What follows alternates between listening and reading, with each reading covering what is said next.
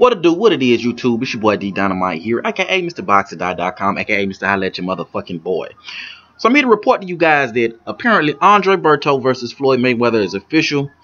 According to TMZ, TMZ is a little bit of a shady source to me.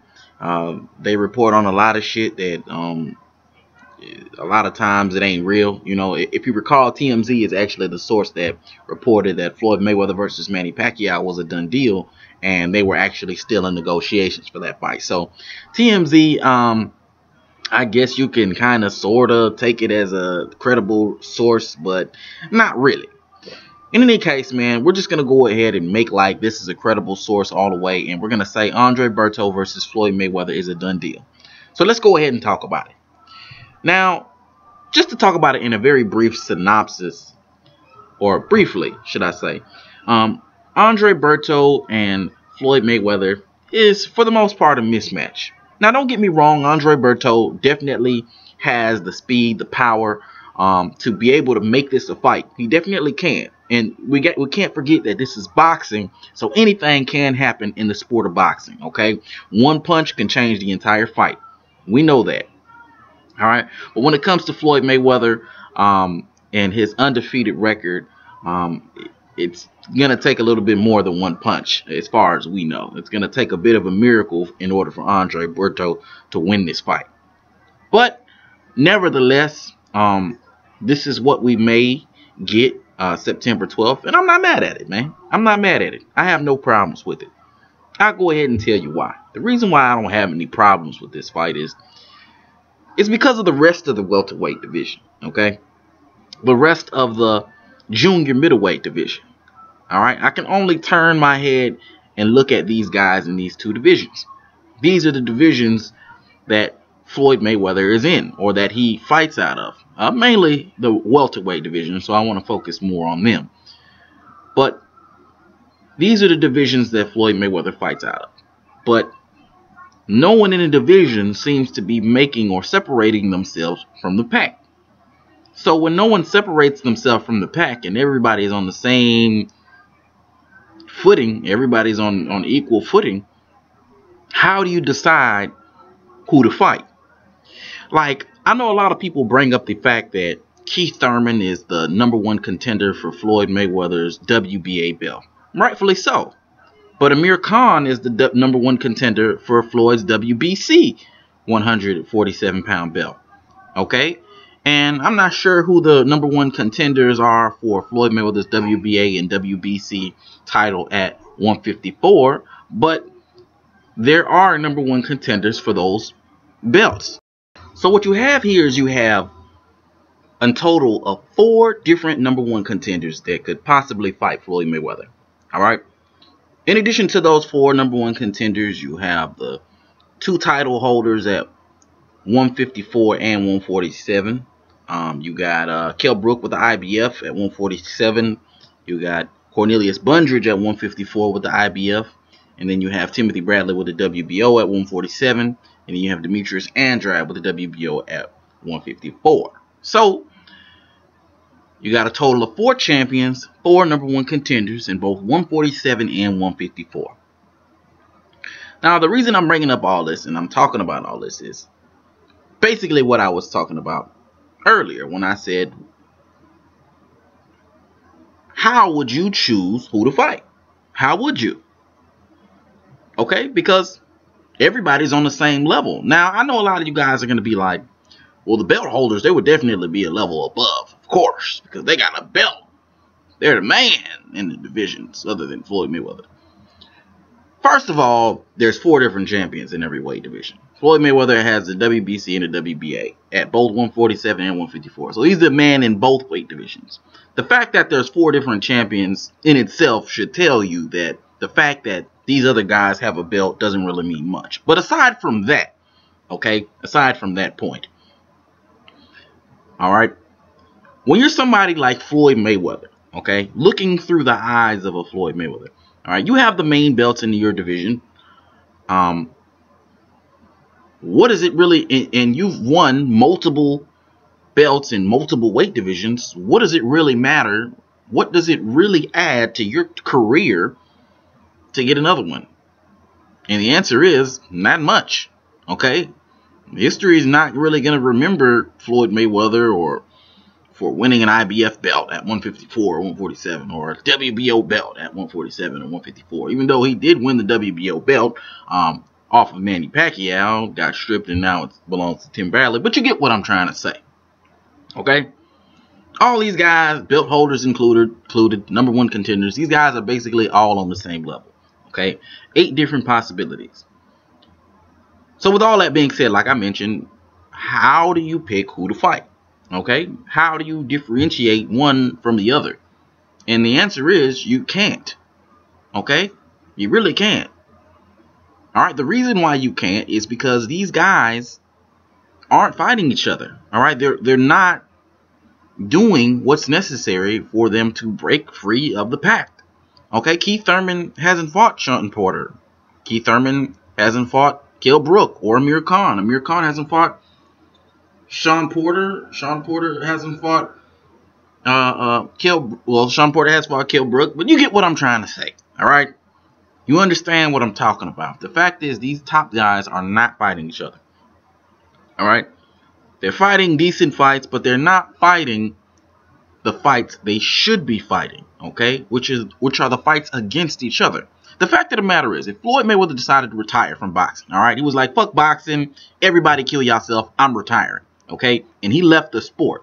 Okay? Who would be the #1 guy in 147? Who would be the #1 guy in 154? And the answer is, no one would be the #1 guy. The reason for that is because no one's fighting each other. No one knows who's better. There's a lot of fights that need to happen, okay, at both of those weight divisions in order for a #2 or a legitimate contender to arise to challenge Floyd Mayweather, you know? The thing about this whole situation, man, that just rubs me the wrong motherfucking way. The thing about these situations is, it's like these guys are playing it all wrong, okay? I look at these guys like they're like chronic gamblers, okay? Like they go to Vegas and shit, you know, and gamble all their money away, or like people who play the lottery every single day. I look at these guys like that because as opposed to gambling or waiting to play the lottery or waiting to win the lottery or whatever, you could be investing your money. You could be building a business, all right? Putting your money in the stock market, all right? Doing things that would give you a more definite return on your investment. Okay, you could be doing things, all right? As opposed to sitting down and waiting and leaving it all to luck. Because at the end of the day, that's what it all is. It's all luck. If Floyd Mayweather decides to fight Keith Thurman or Sean Porter or anybody, it's all luck, because these guys, when it comes to Floyd Mayweather, what the fight means to his career, it's all the same. Financially, it's all the same. He has the major belts, so once again, it's all the same. All right. So like I was mentioning, it all comes down to luck at the end of the day. I mean, it's so bad when it comes to waiting for Floyd. Floyd Mayweather could fight Chocolatito tomorrow, and Chocolatito, I guarantee he would take that fight. Everybody in boxing, including UFC fighters, okay, Ronda Rousey would like a fight with Floyd Mayweather. All right, that should tell you that this guy can fight anyone he wants to. All right, so for you to sit down and wait for a Floyd Mayweather fight, all right, is literally the equivalent to playing the lottery. All right. Sure, you can go ahead and put your bid in the lottery, but you should still be investing. You should still be going to work. You should still be doing other things to make sure that your legacy or what you're trying to build is building. All right. Now, there's nothing wrong with the Floyd Mayweather fight, but to sit down and wait, once again, to sit down and wait for that fight, to me, I consider it to be a bad move. Okay. Like, for example, Amir Khan.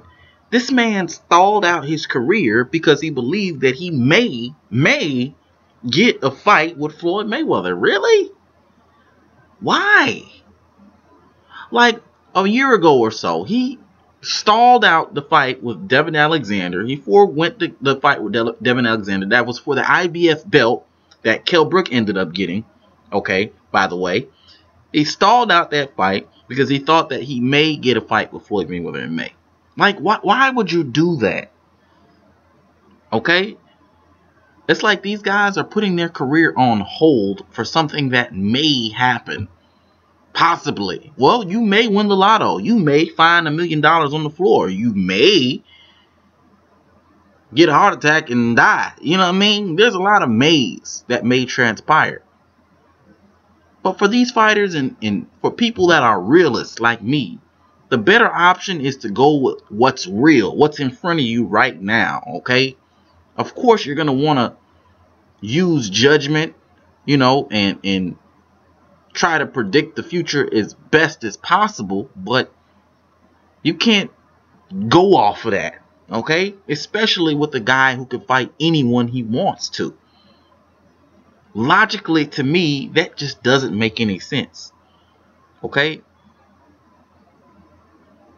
It's like, I don't want to see this shit no more, man. I can't say shit about Floyd Mayweather fighting Berto when you got all the other welterweights in the division not doing shit. You got all the junior middleweights not doing shit. Everybody's sitting around a fucking campfire watching Floyd Mayweather. That's what they're doing.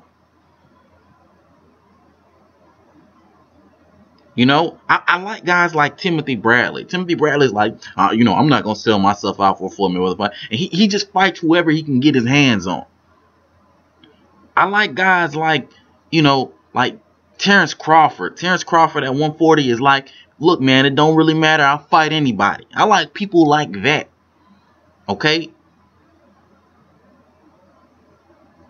People that will take the hard fights, that don't mind building up their careers the right way, as opposed to looking to win the lottery, looking for the biggest money fight, the biggest fight of their careers, more than likely before they're even ready for it. Because, I mean, the fact of the matter is, these guys may not even be ready for a Floyd Mayweather fight. Okay, career-wise, not talking about, style-wise or whatever or anything like that. That's for another conversation. But career-wise, if these guys took a loss to Floyd Mayweather, what would happen to their career?